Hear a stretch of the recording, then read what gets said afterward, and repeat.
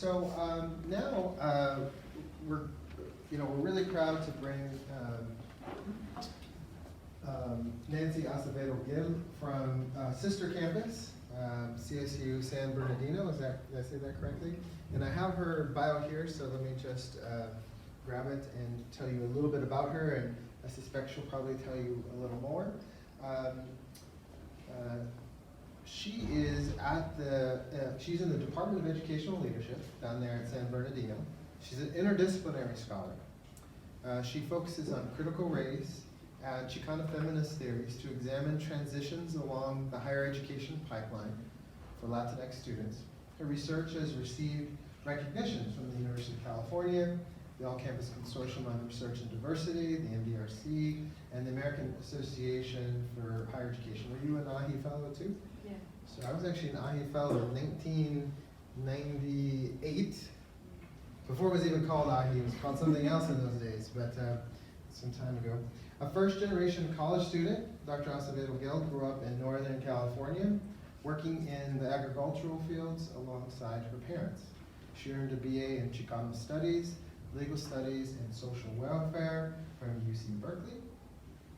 She has an MA in Mexican American Studies from San Jose State, and a PhD in Education from UCLA. So we're just so proud that she can kick off our speaker series this year, and I'll now turn it over to her. She'll speak for about a half an hour or so, and there'll be an opportunity for folks to ask her very, very difficult questions at the end.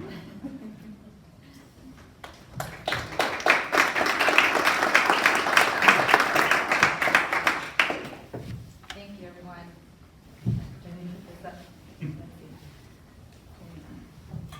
Can y'all hear me without it, or is this okay? So first of all, thank you all. Thank you, Dr. Julian, Vasquez-Hennig, and Doctoral Studies Program for the invitation.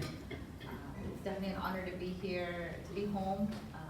Did grow up in the Yolo County fields and in the Del Paso Heights area, so it's definitely a return home right now. But today I want to share with you all some of my work around college access and college choice for Latina, Latino, Latinx students. And I want to start off by asking, how many of y'all have heard or already believe that Latino students, they're more likely to go on to community college if they go on to college at all? So they're more likely to choose that. And what's one reason that you hear? Cost. Cost, money, right? So that's generally the rhetoric that we hear. That's what we have found time after time in research studies. We have national studies, California-based studies that really focus on Latino students are more likely to choose a community college regardless of income and GPA. So part of what the work that I've been doing has started to look at it at this college choice process from a larger national perspective, quantitatively, descriptively, and then qualitatively as well. And so,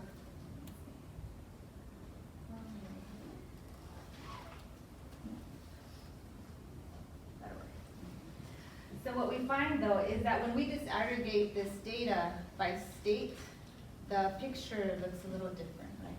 So there's 12 states where Latino, Latinx students will be more likely to go on to a community college. So this image that we're looking at, they're high school completers, and the majority of them in the yellow have chosen the community college sector. And the states that are in blue, the majority of Latino students who are in post-secondary education right after completing high school degree are at the four-year sector. So that's the private, nonprofit, and then the public four-year sector. Yes, their population is often a lot smaller, right? But what we get though is California and Texas really skew the picture and the narrative that we tell. So what does it mean then for states where the Latino population is an emerging Latino population, and then the rhetoric that we already have nationwide is they're more likely to choose a community college, that's where they want to go, quote unquote, that's where they need to go. And so how do we stop this from happening so that we can get a more accurate understanding of what Latino students and their families are genuinely aspiring to do?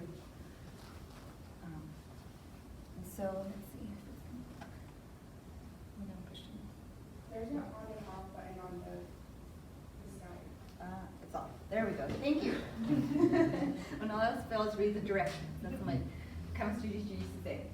So when we take a look at this picture nationally, if we have 100 Latino students, and this is Latina women identified and Latinos identified, and Latinos on the left-hand side, Latinos on the right-hand side for our numbers. If we have 100 nationally of the students who have gone on to college after completing their high school diploma, 43 Latinas and 49 Latinos will be going on to the community college public two-year sector. But about 30 of them will be going on to the four-year sector, the public four-year sector. About 13 will go to the private four-year sector, so still a nonprofit, right? Still some type of accountability. When we start adding these numbers that may not be included, what we find is that about 3 are going on to the for-profit four-year college sector, straight out of high school. About 4 Latinas and 3 Latinos will be going to the for-profit two-year college, so the highest degree they could possibly earn is an associate degree. And then for those that are attending the for-profit less than two-year college, meaning they cannot earn the associate degree, we have about 7% of Latinas are going to these institutions and 3% of Latinos.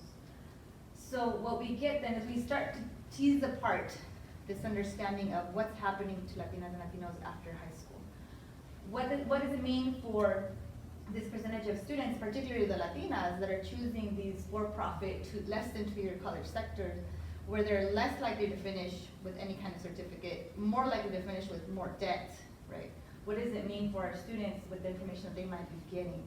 And what does it mean then if we're not providing this other half of the picture when we think about college choice, right? When we hear these numbers. But what we already know, for the most part, right, is we just had a report come out recently this year using the most recent high school, post-high school data saying that the U.S. fails miserably at providing equitable access to learning beyond high school, right? Particularly for Black and Latinx students, regardless of income. Okay. We know, we've established that there are opportunity gaps. There's less access to counseling. There are tracked at college preparation programs. Latino students are more likely to be viewed deficitly by teachers and by other educators, which is then will impact their learning opportunities. Regardless, the students maintain high aspirations. They want to go to college, right? Study after study, nationally, locally, will show that there's high aspirations among the Latino community. And so we resort to college-going culture, right? The last couple of decades has been this notion of, we have college-going culture, we have a college-going culture, we're going to increase our college-going culture. What does that mean, right? When we focus on college-going culture, it's this idea that we're trying to get information to students, which is great. Students need information, especially if they're first-generation college students, right? And we focus on, let's get these outreach programs in our campuses, let's get outreach programs through federal TRIO funding, through our local initiatives, but only about 10% of students who qualify for these outreach programs are being supported by programs. So what does that mean in terms of us actually addressing the inequities, right? We're just patching it up and using Band-Aids to try and fix these leaky pipelines, in other words. So when we think about college choice, traditionally we use Hostler and Gallagher's foundational framework. There's so many studies that will focus on saying, well, there's a 3-stage framework where in about 6th to 10th grade, students will become interested in college. Around 11th grade then, they'll go on and search for college information, and in 12th grade, they'll apply to colleges and they choose to attend. This framework not fully accounting for enrollment and attendance, but this is what we have worked with for the past few decades, right? This is what studies have used. The issue then being is that this is a very linear framework, is what we found with Cox and different authors saying this isn't going to work. This doesn't work for Latino students. We need something else, right? When we consider what variables or what factors come into play in terms of Latinos choosing a college, we have family, we have their financial aid, the lack of financial aid information, we have counseling and access to counseling or the lack of access to counseling. We have them being more likely to be influenced by peers during the college choice phase, when they're choosing a college compared to other ethnic groups. We have gender coming into play with Latinas more likely to stay closer to home, which may not be a bad thing because these studies that also find that Latinas who stay closer to home are more likely to finish, right? So really challenging this rhetoric around what is a successful college-going process. And then we also have the biggest bubble, right? Academic preparation really influencing college choice. So what we find then is this is a very unclear process, very complex process that we have to continue studying.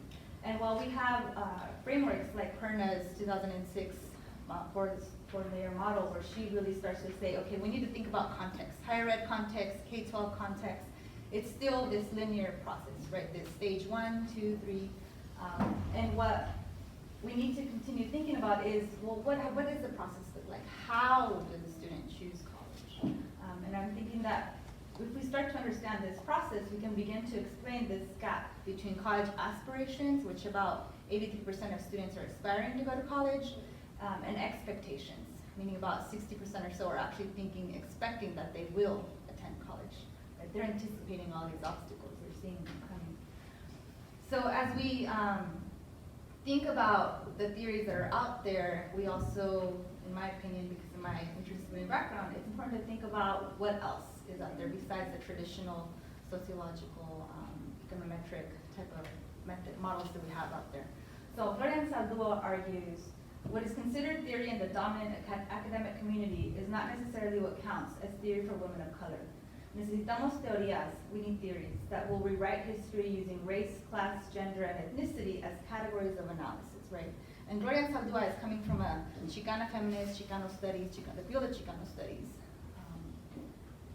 And when I was an undergrad, that's when I started to read about her. But as I was an undergrad, I was also working as a college advisor in East Oakland high schools. So I would take a lot of these readings that we had for Chicano studies and really start to see this through a lens of education as well, really merging these two ideas. So for my lens as a researcher, I've continued to be informed by Chicana feminist epistemology and thinking about cultural intuition, this idea that we bring in our personal experiences, our professional experiences, the existing literature, that we incorporate the participants into the data analysis process. Merging that with an Ansalduan lens, right? So these different theories and concepts that she has of borderlands, of Nepantia, Nepantleras, spiritual activism, and then critical race theory to account for institutional racism, to account for the need to pursue social justice, right? To account for history and this need for interdisciplinary work.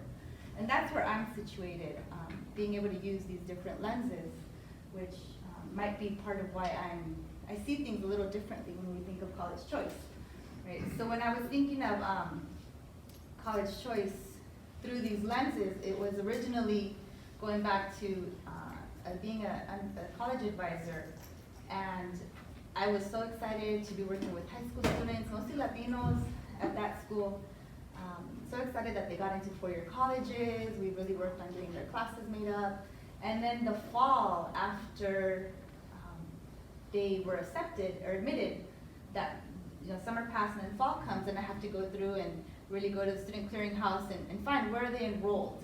And I was so heartbroken to find that they were not enrolled in the four-year institution that they said they were going to be attending, that they received admission to, right? And I turned to my assistant director at the time, Calandra Harvey, and I said, Kayla, what's happening? Like, why does this happen? She's like, oh, it happens every year. Like, it's no surprise to her, right? And I thought, oh no. So I started to see things a little bit differently, bringing in that professional lens, right, of understanding that it's not just about information. So what else do we need if these students had the information, had the support to enroll?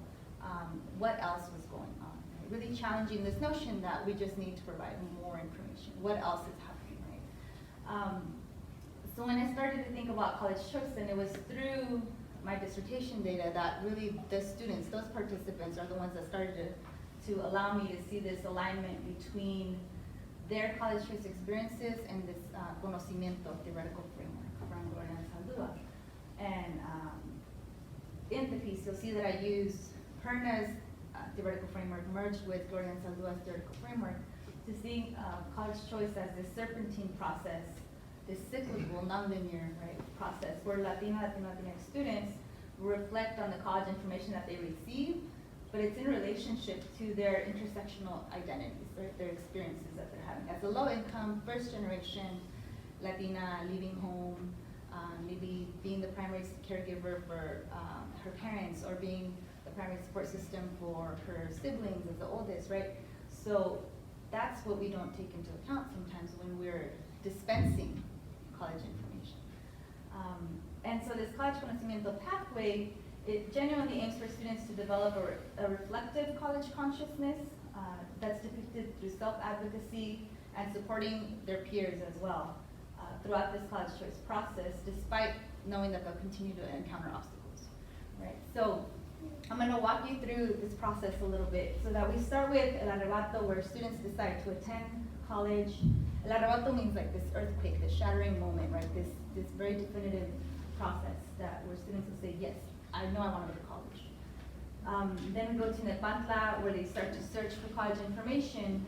But in Conocimiento, we are told, as Ardua highlights that, Nepantia is a stage that we come back to often, because it is a stage where we can see multiple pathways, we can see multiple opportunities, multiple cultures will overlap in Nepantia. So this is a stage for me where students are there to access information time and again, right? But then they can go into Cuatlique, where they will anticipate college obstacles.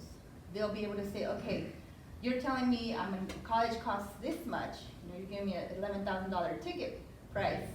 So what is that gonna mean for me, right? And we don't talk about that often. We just say, here's information, don't worry, you're gonna get financial aid, right? And then we just continue the next thing. And then students can go on to a compromiso, where they plan for and apply for college, they choose a college. We already argue that we can't end college choice once students have been admitted or even enrolled, because we have to think about what does it mean for students to experience a different college choice process, where this process will continue even once they're on college. They're still choosing, am I going to stay here the first few weeks, right? And they may have these different conflicts within college, and ideally ending with spiritual activism, where they're advocating for themselves and for others as well. The issue being that it's not so nice and neat, right? Students will come back. You'll see they often come back to Nepantia. And I'm gonna show you some data points so that you can start to understand these experiences of students, to understand that it's not just, I wanna go to college, I have the information, I'm applying and I'm going, right? It's very deep, a very thoughtful, reflexive process that students are experiencing, mostly by themselves, sometimes with their parents, right? So this is coming from data where it's two separate studies, one in Northern California, one in Southern California, with 68 students, first generation Chicano students, going through inductive coding and deductive coding, where I have deductive being that I took these stages to say, okay, where is this happening, right? And inductive being that I said, okay, what other themes are coming up in my data? And so really using process and causation coding. So understanding, okay, students are talking to counselors, being the process coding. For those of you in the dissertation process, qualitatively, Saldaña is a really good book to go and dig through to find these different approaches. So el arrebato usually is easy to find, and a lot of times students will credit their their parents, for really saying, this is why I want to go to college. My parents are the reason why. Sometimes we have students saying, my teacher helped me fully understand the importance of college.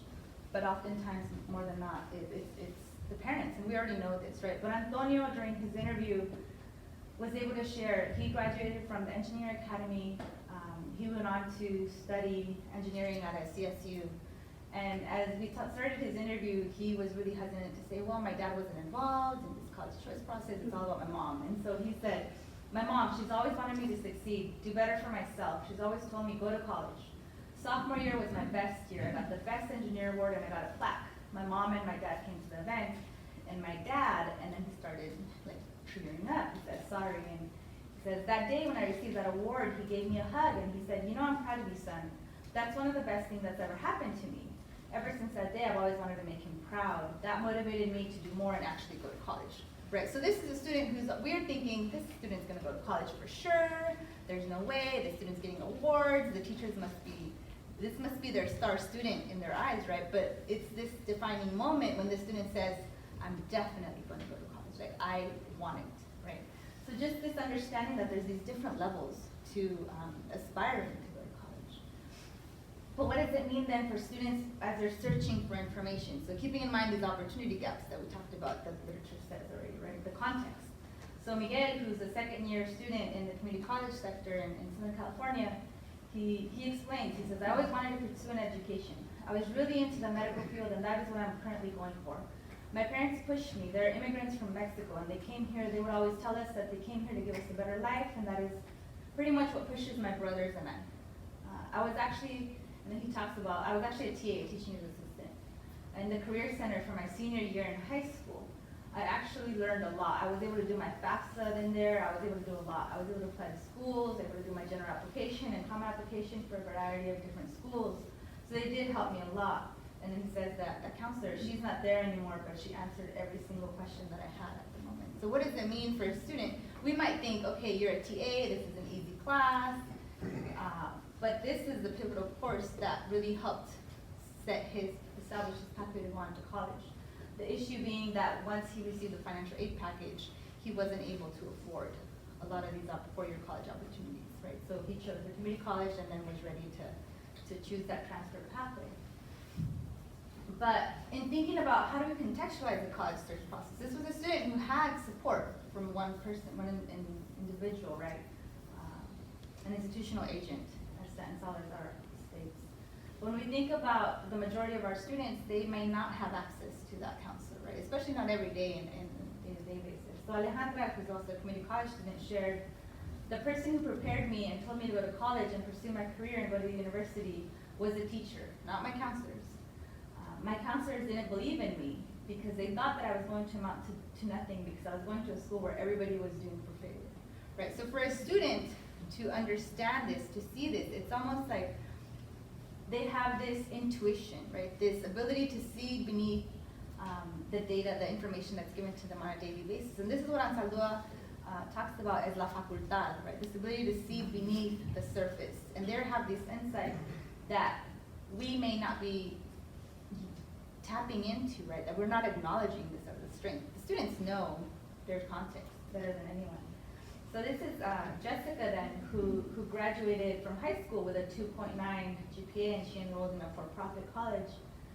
This is where we think about, okay, what does it mean for them to get that information and then start to process? What are these obstacles that are gonna come their way, right? Well, how is this influencing their choice process?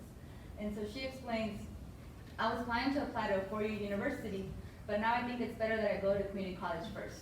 My last counselor, Ms. Romero, told me that it was a better option for me because I was going to save money and it was going to prepare me first. So what's an insinuation here? Money and academics, right? You can't afford it and you're not academically prepared. My counselor this year, Ms. Jacobs, she said that it was a good option because you save a lot of money, and when you start at the community college, you get more experience and you're better prepared for university. And then we're going through the interview, and she continues to reflect in this experience, and then she says, I wish I would have applied to the university. I might have had a chance to actually be accepted. Right? And this was a student that when she went to the counselor, she was trying to make up a course, one semester of a course, and he just said, well, you know what, just forget it, just go ahead and go to the community college instead first. So when we think about context and this disconnect between aspirations, expectations, and outcomes, we start to see what's happening in this process, right? But David's exemplar really gives us an understanding to this non-linear process, this serpentine cyclical process, and what happens for students, where we see his experience with planning, applying, the choice process, and all the conflicts. In these few sentences that he shares, he says, to be honest, my counselor didn't really care for me that much. And these are all students from different high schools, just to be clear. He said, my counselor didn't really care for me that much. I could tell because he put me in all the DS classes, you know, not preparation classes. I was taking earth science as a sophomore or a junior when I should have been in chemistry or physics.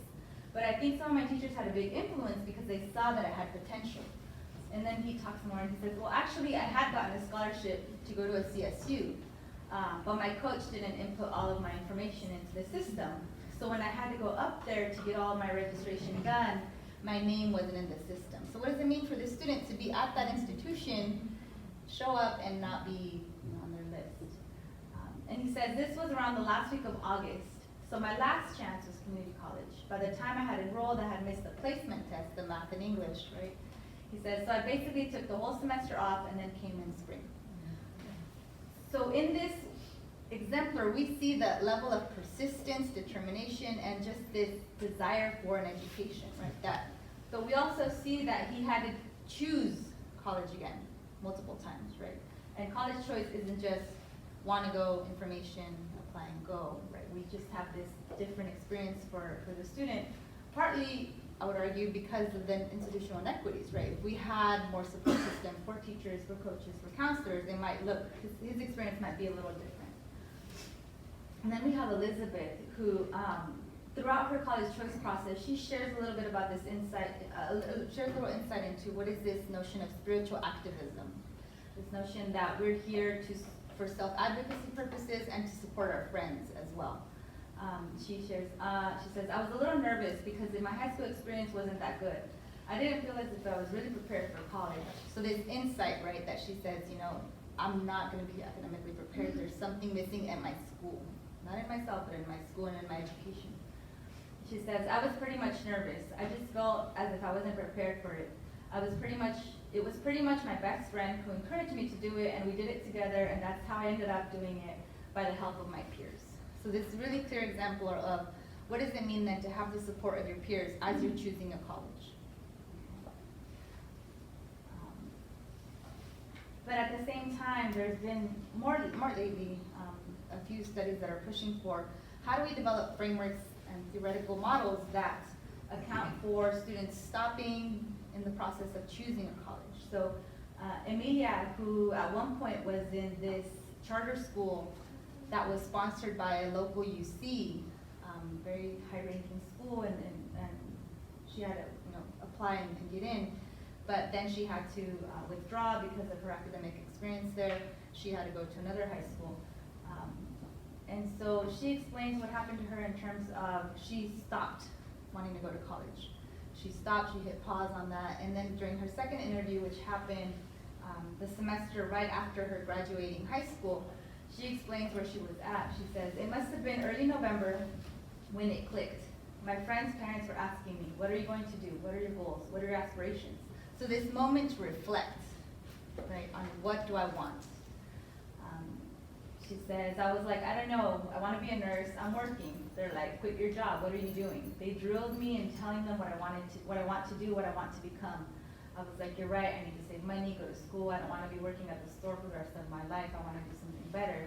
So when I interviewed her at the end of that semester, it was in December, she was already signing up for different classes. And she actually went back to one of her high school teachers to find the connection because her high school teacher had a friend who was lecturing at the local community college, so it was this bridge to a resource, right?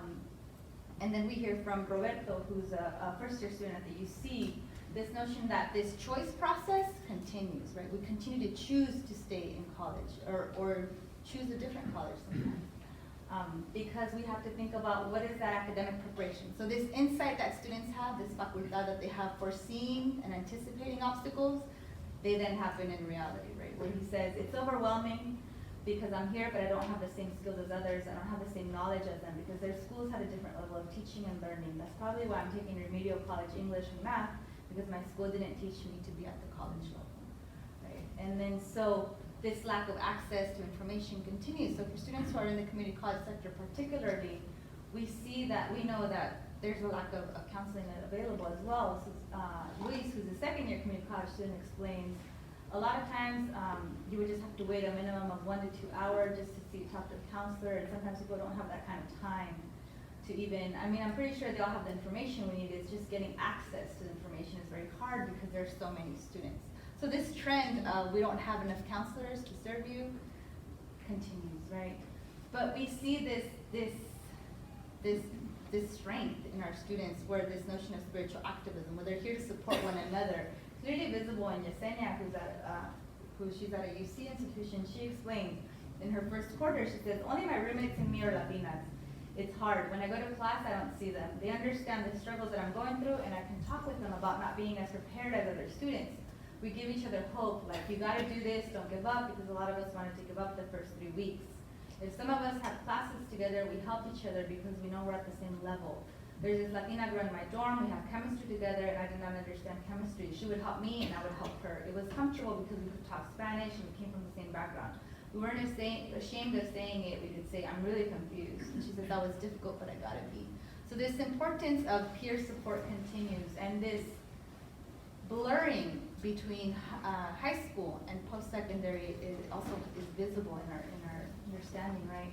And so Ansadua argues identity is not a bunch of little cubicles stuffed respectively with intellect, race, sex, class, location, gender, right? These boxes that you just check off. She says identity flows between over aspects of a person. Identity is a river of process, right? So in thinking about how or why do we engage in college choice, in college access, preparation, and guidance without acknowledging our student identities and the institutional context that they come from and that they're going into. So really thinking about how do we move from providing information to information and then allowing for reflection, right? And thinking about, is it possible then to look at College-Conocimiento as a different process, where we're here to either reignite, because maybe the K-12 system might have diffused their aspirations already, right? Reignite aspirations, provide information, so provide preparation with admission, leadership experiences and support and tests, the application process, and enrollment, and enrich with resources, but between each step, allowing for this intersectional reflection and discussion, right? What would it mean for us to do college-going workshops, provide, dispense that information that we do? These are the A through Gs, this is the College Jeopardy game, and allow 5 to 10 to 15 minutes for journaling and reflection. Something small to start with, because I know where we're at the institutions that we're at, they might not have the resources to allow for more, but there's a start, right? So really this need to think about how do we conceptualize anti-colonial frameworks and models of college choice that aim to interrupt this status quo. When we think about social justice, we might think of it as transformation, but Stonewall would argue, and critical race theorists would argue, it's a transformation, but it might be temporary because it's going to continue to change. The system will continue to change and evolve so that we can remain in this colonial state of being that we live in. How do we develop both qualitative and quantitative methods and methodologies then to analyze these intersectional student experiences within their context? These very messy, complex experiences. And how do we develop and use these different interdisciplinary tools that may help us understand our students better and their experiences within institutions? And then how do we bridge these different theories and theoretical understandings with teaching and practice within our educational leadership programs? So thinking about we're advocating, we need more teachers, we need more counselors, we need more we need more money. But what is it going to matter if students are having access to a counselor or to a principal or to a teacher if they're providing guidance from a deficit mindset, right? So how do we transform our programs so that we can infuse some of this research and theory with the teaching and practice in the